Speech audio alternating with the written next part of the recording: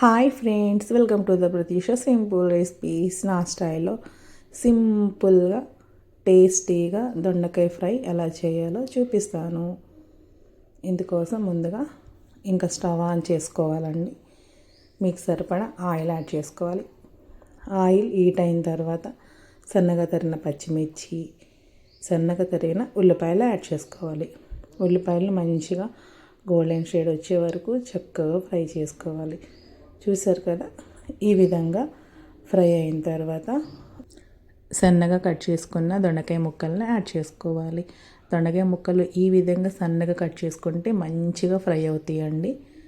మొత్తం అంతా కలిసి తిప్పుకోవాలి. ఇవి కొంచెం మగ్గిన తర్వాత కొంచెం పసుపు, కొంచెం కారం, రుచికి తగిన సాల్ట్ కూడా కొంచెం యాడ్ చేసుకోవాలండి. ఇంకా మొత్తం అంతా కలిసేలాగా చక్కగా తిప్పుకోవాలి. చూసారు కదా, ఈ దొండకాయ ముక్కల్ని ఇలా చిన్నగా కట్ చేసుకొని వేయించుకుంటేనే చాలా బాగా ఫ్రై అవుతాయండి.